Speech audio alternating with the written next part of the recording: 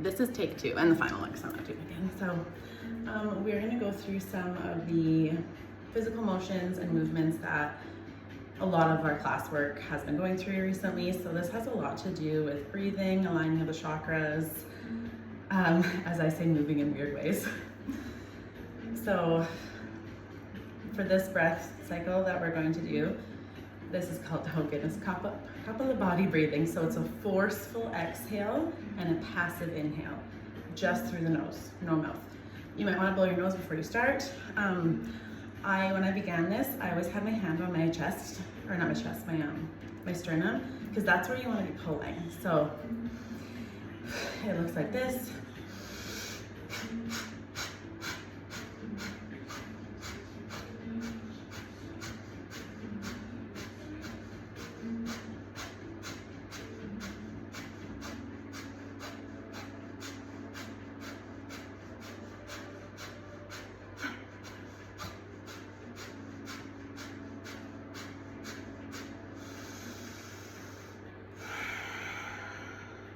There's that one. The next breath work I'm going to just demonstrate quickly here is the unbroken breathing. So we do this a lot in our somatic healing sessions. This one really gets you going. So it's unbroken breathing. So there's no pause at the top of your inhale. There's no stopping at the bottom of your exhale. It's if you are prone to hyperventilation, please don't do this. Anyways, so in the class we're usually standing. I'm going to do this seated because I'm already seated. So you inhale coming up, exhale like that. I like to imagine I'm grabbing something and throwing it on the ground. Often we are throwing any of the societal shackles that have been thrown on our shoulders as women. Nothing against you, beautiful men. I know you have shackles as well. I am not saying because we are dealing with our shackles that yours don't exist, I promise. So, inhale, rising up. I'm just gonna begin, so.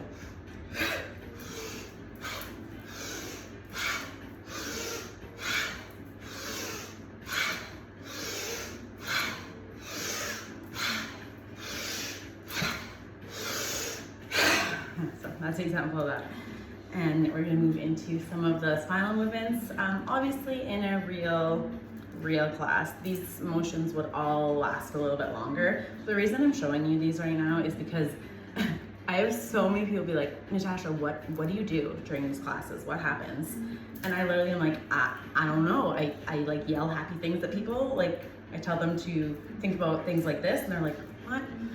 So I'm gonna do a couple videos like this and just hopefully be able to explain kind of what happens in these classes. A lot of it is about stepping into the inner radiance that we all embody. Especially for women, we have been told since before we could even realize it, what society wanted of us. Don't sit like that. That's how boys sit. Girls, don't scream like that, be quiet. Girls, don't get dirty like that. Get that mud off of you.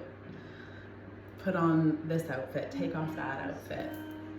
Smile more, don't smile so much. We have a constant push and pull, and it goes into what I've been working on a lot lately, what all the women have been really bravely working on a lot lately, and that's our sensuality as women. That is our expression in our bodies, our expression and desire of pleasure, because there is such a societal pull and a marketed expectation for women to act a certain way. And at one point, it's been pushing and pulling forever, but it's don't show so much skin, you're asking for it. Well, don't look like that. You're not looking sexy enough. Well, you're wearing too much makeup, you're not wearing enough makeup. You're showing too much skin, not enough skin. You're too slutty, you're not slutty enough. Like there is a constant battle. So we really dig into that and we see where it starts for us and we try and let it go. So we're just gonna inhale. If you haven't heard about the Mula root lock and the pelvic floor work, I'll talk about that really quickly. Literally imagine there's a zipper going, it's way too much in detail, from your tailbone, zipping this way, whoosh, all the way up. So it is literally starting there and coming all the way up your pelvic floor to the bottom of your rib cage. this isn't like Pilates or when people tell you push your belly button to the back of your spine. That's not here. You want to create a C. So you want to pull up and in. So it's like a Kegel, but a Kegel on like speed or something. So when you inhale, you're letting go, nothing's tight, opening, and then when you exhale, you're pulling up and in, and you're ending your exhale, blowing, imagine you're blowing through a really, really small straw, and that'll actually help knit together your bottom rib cage. So with me, we're just gonna go through a couple of these, because again, we're just tasting all the weird stuff. So hands on where you're comfortable, and then inhaling, coming up. Exhale, pulling up and in.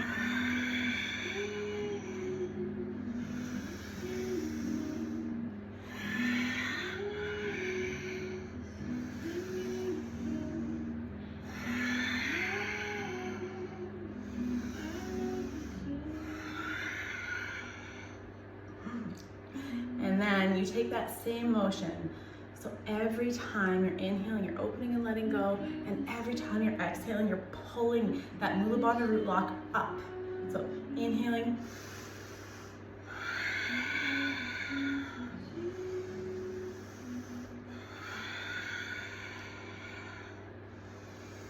And then really get into it, like move, a lot of this moving your body in, I call it an organic or ancestral way, meaning maybe the way that you would be moving if no one told you what to do or not to do. If you put your 4-year-old self, 3-year-old self on a mat and put on some groovy music and they were moving, oh yeah, and I told them, hey guys, move your spine in a circle like this. I bet you anything, they'd just be fucking into it, like, That's kind of what we're going for. That's especially for the ecstatic dance, usually at the end of the classes, but for this one, you wanna move literally